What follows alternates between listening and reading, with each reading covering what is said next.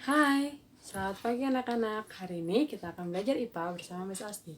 Judul pembelajaran pada hari ini adalah mengenai alat gerak pada manusia dan hewan. Mari saksikan penjelasan berikut ini.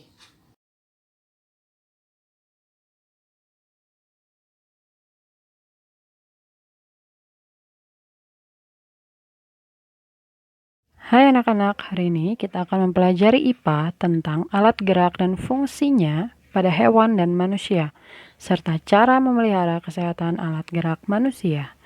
Serta kita juga akan mempelajari bagaimana cara membuat model sederhana alat gerak manusia dan hewan.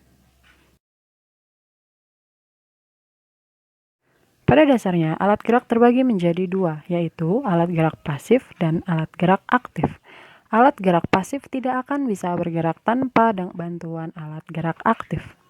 Pada manusia dan hewan, alat gerak pasif itu adalah tulang, yang mana hanya akan bergerak jika dibantu oleh alat gerak aktif, yaitu otot. Manusia dan hewan memiliki banyak tipe gerakan, seperti berjalan, berlari, memanjat, melompat, dan lain-lain. Selanjutnya, kita akan mempelajari lebih lanjut mengenai hewan. Hewan terbagi menjadi dua, yaitu vertebrata dan invertebrata.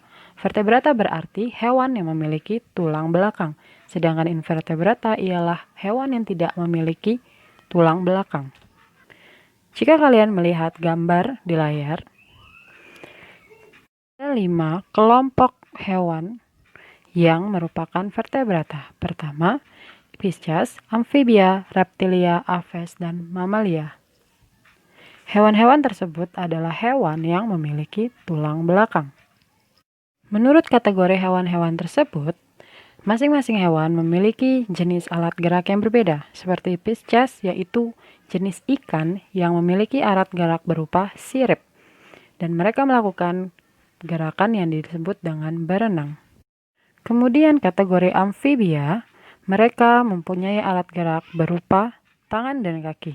Akan tetapi jika kalian mengingat materi yang sebelumnya, amfibia merupakan hewan yang hidup di dua alam.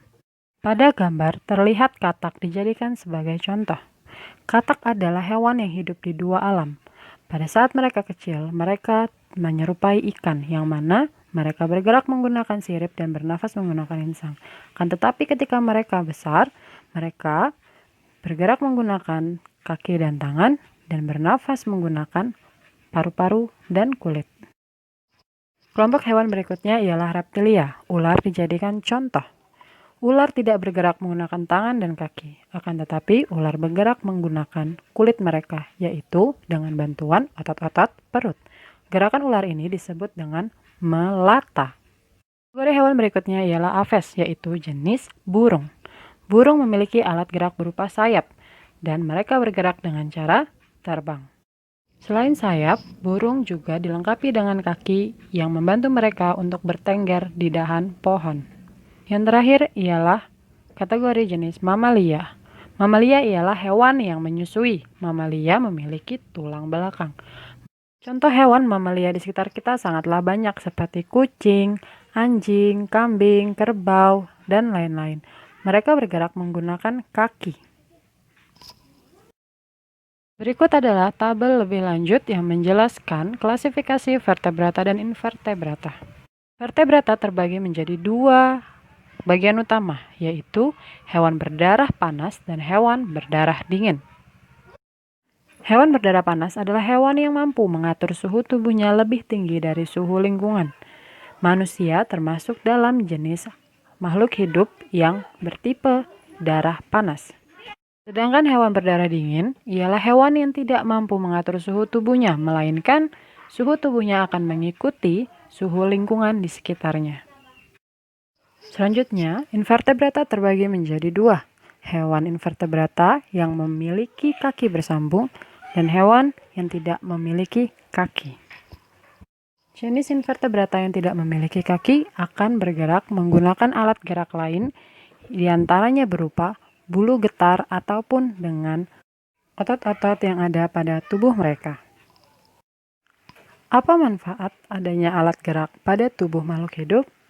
Tentu saja sangat-sangat bermanfaat, karena makhluk hidup harus bergerak untuk mencari makanan. Makhluk hidup juga perlu bergerak untuk mempertahankan dirinya dari serangan musuh. Sebagaimana yang pernah kita pelajari, bahwa makhluk hidup akan bergerak sesuai dengan kebutuhannya. Lantas, tahukah kamu bagaimana alat gerak pada tubuh makhluk hidup bisa bergerak? Semua itu dikontrol oleh salah satu organ yang ada pada tubuh makhluk hidup, yaitu otak. Otak akan mengatur segala aktivitas yang dilakukan oleh tubuh makhluk hidup. Akan tetapi, gerakan pada tulang dan otot tidaklah merupakan gerakan yang spontan, melainkan gerakan yang diatur atas keinginan diri kita. Ketika kita hendak menggerakkan salah satu anggota tubuh kita, otak akan memberikan sinyal kepada anggota tubuh tersebut untuk melakukan gerakan. Lantas, bagaimanakah cara menjaga alat gerak yang ada pada tubuh kita? Otot dan tulang akan bersinergi menghasilkan gerakan apabila tubuh memiliki cukup energi. Artinya, makhluk hidup harus terus mengkonsumsi makanan untuk dapat menghasilkan energi. Selain itu, kita juga harus melindungi alat gerak kita dari cedera. Cedera pada alat gerak akan menyebabkan kita kehilangan kesempatan untuk bergerak dan melakukan aktivitas.